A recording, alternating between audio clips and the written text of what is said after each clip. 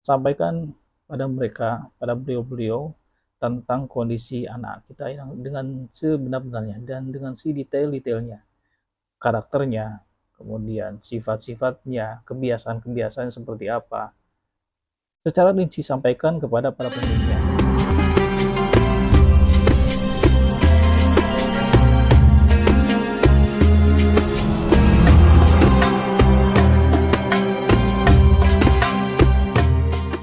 Assalamualaikum warahmatullahi wabarakatuh. Hamdan wa syukranillah. Allahumma shalli ala sayyidina Muhammadin wa ala alihi wa sahbihi wa barik wasallim ajma'in. Pemirsa Ajmal Ghanim Channel, selamat berjumpa kembali di Ajmal Ghanim Channel.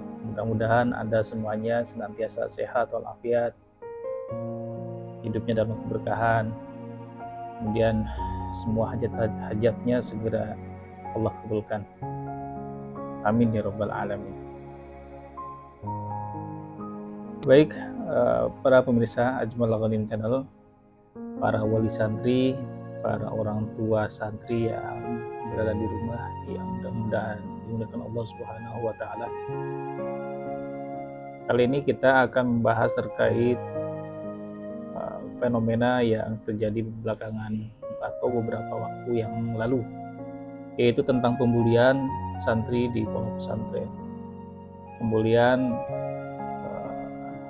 adapun kasus yang kemarin, pembulian kemarin itu merupakan satu di antara dari sekian kejadian pembulian di pondok pesantren dengan perbedaan tingkat kekerasan yang dilakukan. Bagi kita sebagai seorang muslim, sebagai seorang wali santri, tentu saja harus bijaksana menyikapi berita ini, ya. Jangan sampai kita kemudian mengeneralkan pendapat kita, yang akhirnya kemudian kita menjudge bahwa pondok tersebut tidak baik, bahwa pondok tersebut tidak bagus, sehingga kemudian pandangan tentang pondok tersebut akhirnya menjadi tidak baik di mata kita dan juga di mata masyarakat. Oleh karena itu, kita sebagai seorang muslim, khususnya juga sebagai seorang wali santri, tentu harus bijaksana ketika kita menyikapi hal-hal seperti ini. Tentu kita sudah tahu bahwa pondok pesantren tersebut adalah pondok pesantren yang sudah berpengalaman, kemudian yang sudah mempunyai track record yang baik, yang sudah menghasilkan generasi-generasi terbaik, khususnya di Indonesia ini, yang menjadi ulama, yang menjadi orang-orang penting, orang-orang terpilih, diantaranya lahir dari alma mater pondok pesantren tersebut. Oleh karena itu, tidak baik dan tidak pas juga kalau kita kemudian menghukumi pondok tersebut menjadi pondok yang buruk dalam segala hal. Tentu saja ini hanya insiden.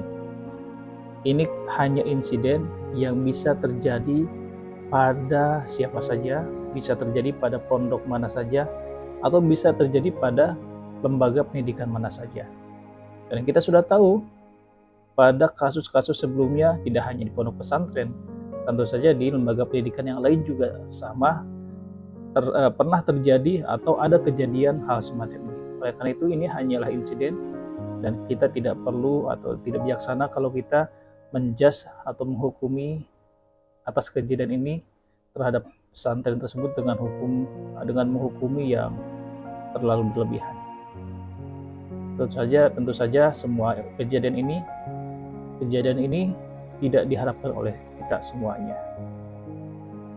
Dan siapa yang akan tega gitu ya dari pondok pesantren untuk membuat sesuatu hal yang bisa merugikan orang lain, khususnya merugikan santri-santrinya dan merugikan wali santrinya. Tentu saja ini tidak mungkin dilakukan oleh pondok pesantren.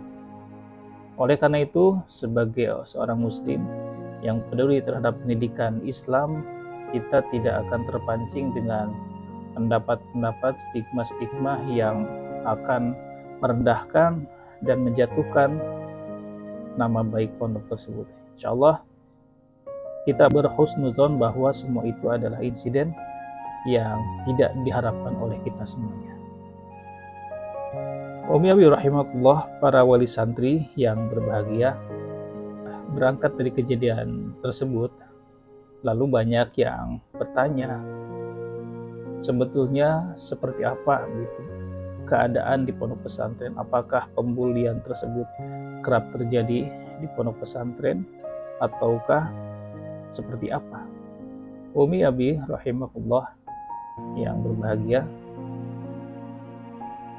sebetulnya kejadian kekerasan dalam hubungan antara sesama anak-anak, sesama santri atau sesama siswa di sekolah umum itu bisa terjadi dan akan terjadi ketika memang saat tidak ada controlling atau saat lemahnya controlling terhadap kegiatan anak-anak.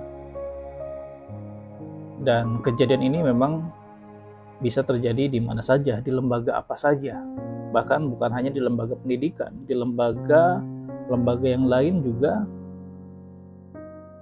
kerap terjadi pembulian atau kekerasan terhadap seseorang.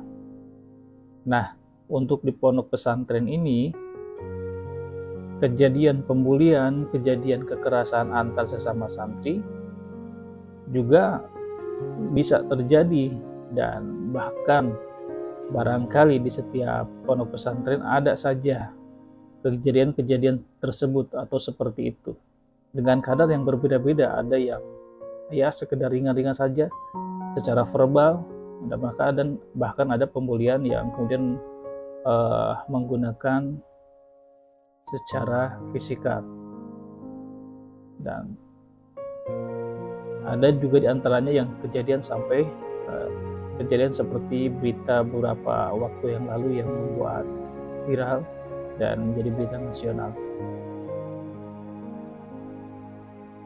Baik, jadi sebetulnya siapa yang bisa menjadi bahan pembulian atau bisa menjadi target atau objek pembulian di kalangan santri, khususnya di pondok pesantren,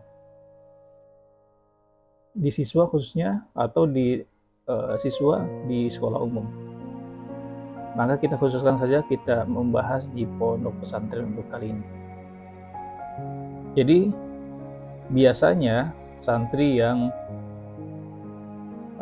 bisa menjadi target atau objek pembulian atau kekerasan verbal atau kekerasan secara perilaku biasanya terjadi ketika tahun ajaran baru, ketika adanya santri baru, kemudian ada juga santri lama atau santri senior. Nah, kejadian kekerasan biasanya dilakukan karena senioritas antara senior dan junior. Nah, kejadian ini memang kerap terjadi dengan perbedaan kadar-kadar yang dilakukan, kadar-kadar kekerasan yang dilakukannya.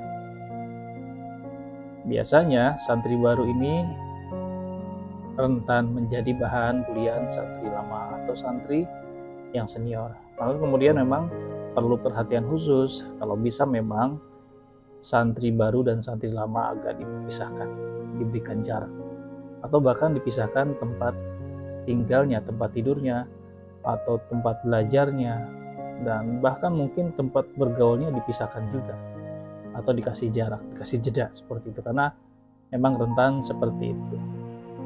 Tetapi insya Allah kalau controlling yang bagus, kalau ada pengawasan yang ketat dan baik, insya Allah kejadian ini tidak akan terjadi. Kejadian tersebut akan bisa diatasi. Oleh karena itu, kejadian-kejadian seperti itu terjadi memang ketika controlling itu lemah, atau saat pengawasan sedang tidak kondusif. Nah, tetapi ketika kepengurusan sudah baik, ketika tata tertibnya sudah baik, tertata, pengawasannya baik, insya Allah pembulian di antara santri senior kepada santri junior bisa teratasi, dan itu aman. Yang kedua, pada siapa lagi objek pembulian atau objek kekerasan verbal maupun perilaku ini bisa terjadi. Maka yang kedua adalah mereka atau anak-anak atau santri yang mempunyai karakter khusus, seperti pemalu atau pendiam, atau santri yang memang punya karakter introvert yang tidak mudah bergaul dengan orang lain, atau punya kekurangan secara fisikal juga. Nah, itu di antara tanda-tanda atau di antara ciri-ciri di antara santri yang ada kemungkinan bisa menjadi objek kekerasan. Ya, kekerasan di sini tentu saja bukan hanya kekerasan secara fisikal, tapi kekerasan secara verbal bahkan lebih sering terjadi. Nah, barangkali itu ada dua karakter atau ada dua karakter santri yang bisa menjadi objek pembulian atau kekerasan di pondok pesantren. Nah, bagi kita sebagai orang tua yang mempunyai atau yang sedang mempunyai anak di masa-masa tahun ajaran baru, maka tidak perlu khawatir sesungguhnya ketika kita menyerahkan kepada pesantren yang sudah baik, yang sudah bagus dalam kepengurusan dan dalam pengawasannya. Tidak perlu khawatir insya Allah, dan karena itu akan bisa teratasi. Jika ada hal seperti itu akan segera bisa diatasi, akan segera dituntaskan dengan sebaik-baiknya. Oleh karena itu tidak perlu khawatir, karena sekali lagi insiden ini adalah insiden kekerasan seperti ini itu adalah insiden yang bisa terjadi di mana saja, pada siapa saja, dan kapan saja. Tidak harus di pondok pesantren kejadian seperti ini terjadi.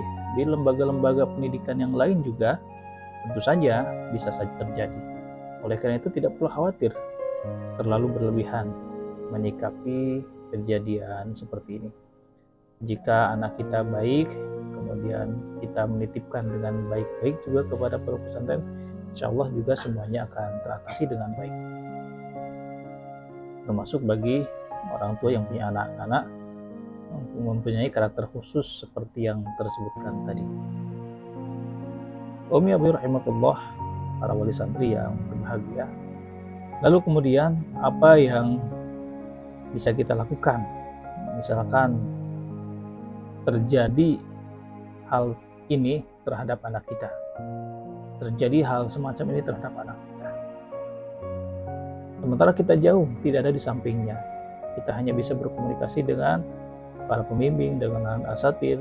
Nah, itu pun secara tidak langsung berkomunikasi. Nah, lalu apa yang bisa kita lakukan? Nah, maka yang pertama,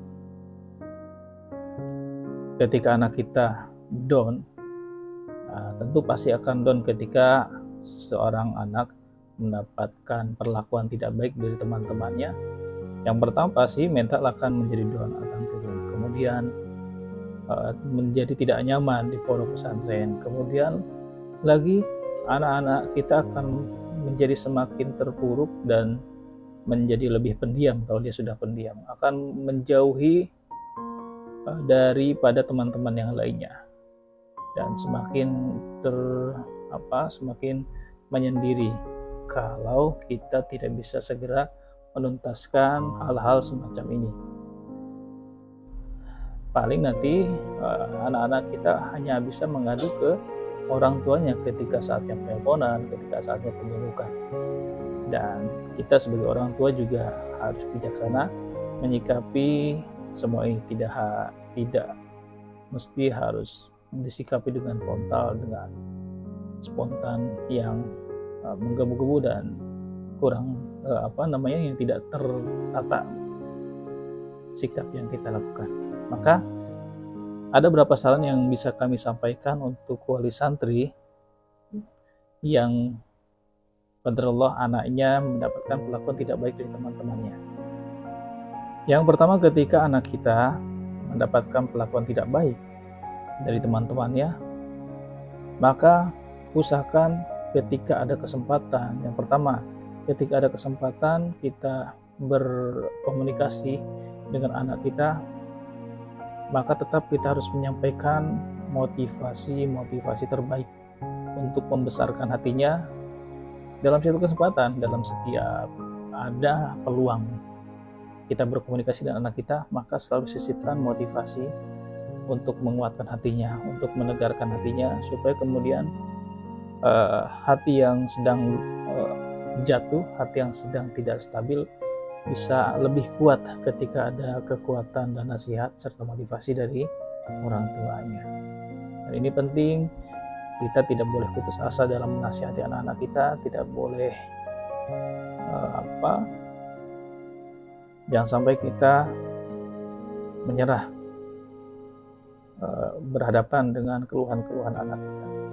Harus bisa menjaga dan memilih kata-kata, bersikap yang baik terhadap keluhan yang anak kita sampaikan. Ya, jadi yang pertama yang perlu kita lakukan adalah tetap memotivasi, tetap membesarkan hatinya, tetap kemudian menjadikan anak kita kuat secara hati dan juga secara pikiran. Lalu berikutnya apa yang bisa kita lakukan? Yang bisa kita lakukan adalah coba kita berusaha dengan sungguh-sungguh untuk berkomunikasi dengan para pembimbingnya, dengan para guru, asatidzat yang ada di pondok pesantren tersebut. Sampaikan pada mereka, pada beliau-beliau, tentang kondisi anak kita yang dengan sebenar-benarnya dan dengan sedetail-detailnya, karakternya, kemudian sifat-sifatnya, kebiasaan-kebiasaan seperti apa, secara rinci sampaikan kepada para pembimbingnya. Lalu sampaikan juga permohonan bantuan, meminta bantuan untuk memperhatikan secara khusus sampai kemudian anak kita menjadi stabil kembali kondisi psikologisnya. Tetapi tentu saja jangan sampai kita menuntut, ya, tidak menuntut atau menyudutkan pihak pondok terkait kejadian yang berlaku kepada anak kita. Jangan sampai kita menyudutkan, bersuuzon, kemudian menyalahkan para pengurus, para pendidik yang sudah banyak berkorban untuk mendidik dan mengarahkan anak-anak kita. Karena kejadian ini tentu saja tidak diharapkan dan tidak diinginkan oleh semuanya. Oleh karena itu, ketika kita menyampaikan pesan-pesan kepada para pembimbing, sampaikan dengan cara yang bijaksana dan baik. Jangan sampai kita menyampaikan dengan cara-cara yang kasar, misalkan dengan kalimat-kalimat, diksi-diksi yang tidak baik, yang bisa menyebabkan ketidaknyamanan hubungan antara wali santri dengan para pembimbing. Jadi sampaikan saja dengan sejelas-jelasnya, kemudian mohon kepada beliau-beliau untuk lebih memperhatikan, untuk fokus sementara ini kepada anak-anak kita, supaya anak-anak kita tidak jatuh mentalnya, dan kita tidak ingin anak kita minta pulang, kemudian minta tidak kembali lagi ke pondok pesantren, karena itu adalah kerugian yang besar buat kita sebagai orang tua. Seperti itu. Lalu kemudian yang ketiga, apa yang bisa kita lakukan? Maka cobalah kita komunikasi dengan wali santri yang lainnya, wali santri yang mempunyai anak yang berada di antara anak-anak kita, atau yang satu angkatan, satu kelas, satu kamar misalkan dengan anak kita. Coba jalin komunikasi dengan wali santri tersebut dan sampaikan permohonan bantuannya untuk menanyakan kepada putranya beliau, atau untuk meminta putranya beliau untuk mendampingi anak kita yang sedang kondisi hati terpuruk, yang sedang kondisi semangatnya jatuh, untuk kemudian didampingi, dibersamai, dan disemangatin terus supaya kemudian tumbuh lagi semangat dan tidak merasa sendirian, tidak merasa kesepian, dan tidak merasa terkucilkan. Sebab ketika anak-anak mendapatkan gangguan seperti itu, maka yang akan terjadi kepada anak-anak itu biasanya akan takut kepada teman-temannya, akhirnya menyendiri dan selalu bersedih sepanjang hari. Maka ada baiknya kita menyampaikan kepada wali santri yang lain yang anaknya ada bersama anak kita untuk mendampingi dan memotivasi, membersamai supaya tidak jatuh terlalu dalam semangatnya dan bisa kembali lagi untuk normal seperti biasanya. Umi rahimahullah. Itu 3 tips yang bisa disampaikan kepada Umi Abi rahimahullah terkait anak-anak kita yang pada Allah mendapatkan perlakuan tidak baik dari teman-temannya. Ingat, kita sampaikan juga kepada anak kita saat memotivasinya bahwa ini akan terlewati, masa-masa ini akan terlewati, masa-masa ini hanya sesaat saja dan kemudian akan terlewati dan akan selesai pada waktunya. Jadi tetap bersabar, tetap untuk istiqomah dalam perjuangan belajar, juga tetap untuk meminta nasihat kepada para guru supaya tertib dan aman, insyaallah. Demikian Umi Abi rahimahullah tips atau apa-apa yang bisa terjadi kepada anak kita di pondok pesantren atau hal yang berkaitan dengan perlakuan tidak baik antara sesama santri. Mudah-mudahan ini bisa menjadi gambaran dan bisa menjadi renungan kita bersama serta antisipasi kita bersama terkait anak-anak kita yang sedang menempuh pendidikan di pondok pesantren ataupun di mana saja, di lembaga pendidikan mana saja yang semuanya punya peluang bisa terjadi hal-hal semacam ini. Mudah-mudahan kita semuanya diistiqomahkan dalam kebaikan dan anak-anak kita dimudahkan dalam segala perjuangan, dalam kesungguh-sungguhan, dalam menimba ilmu, dan Allah sisipkan dalam hatinya ketekunan dan kesabaran. Demikian, terima kasih atas segala perhatiannya. Assalamualaikum warahmatullahi wabarakatuh.